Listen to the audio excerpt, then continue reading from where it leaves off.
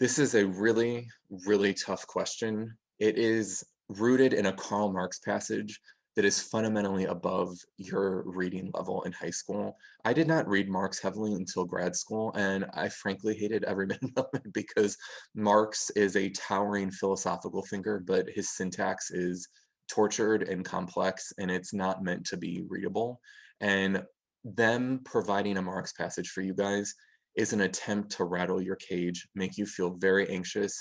Your anxiety spikes, your performance starts to dip.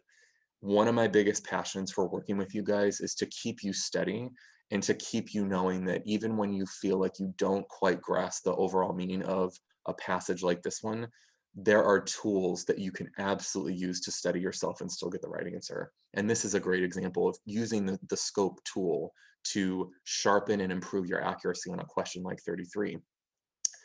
If we look at 33, let me read a couple of these answers to you.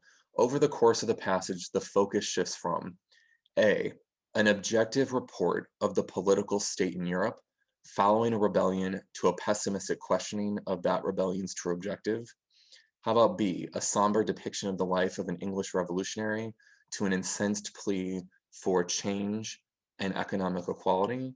And let's do C, an appreciative description of the nature of revolution to a call for the understanding of the causes of its rise and suppression. The first thing you guys should be thinking about, if we're thinking about scope, look at the difference in the scope between A and B. It is a profound difference. The political state in Europe, when you guys read that like a lawyer, when we're trying to really beat the College Board at their own game, you should hear it as this: the political state in the entirety of Europe. The scope of 33A is massive. It's huge. The scope of 33B is much, much, much, much smaller. It's the life of a single person, one English revolutionary. So knowing scope as a tool becomes almost like a Snapchat filter that you lay over the text, and then suddenly the answers are organizable by scope. The trap answer is always A. Almost, I'd say this is one of those 90% questions where it's not just a majority or a simple majority, that the vast majority of people get 33 wrong. They get it wrong because the word political is appropriate.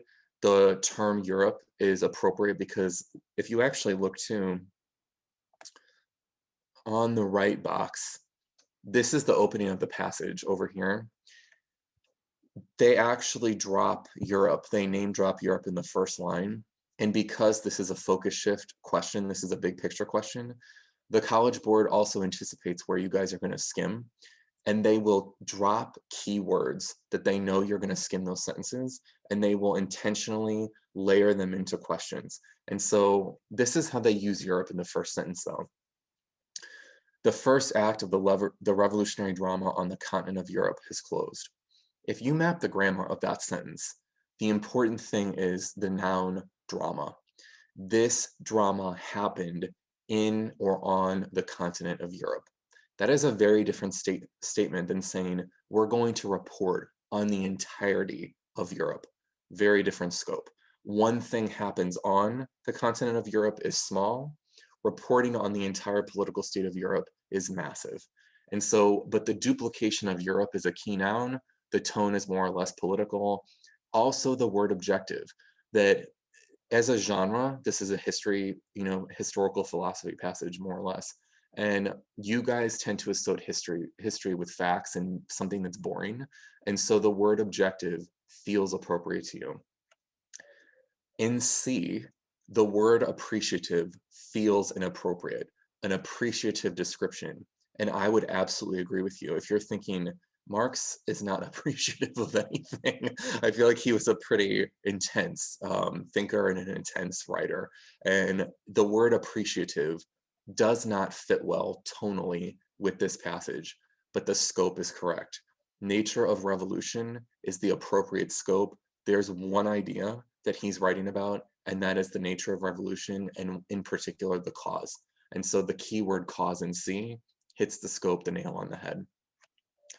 The thing I need to teach you guys is that scope can help you realize the trap answer is factually and objectively incorrect. However, objective report versus appreciative description, it's subjectively wrong. And so when I say there's a big difference here on reading between something that feels subjectively off versus a factually objective quantity or something that you can actually argue in court, that I always imagine the College Board is a very vast organization and they have to be extremely careful. And so one of the key things that I always talk about with my students, let's go back to slide 2,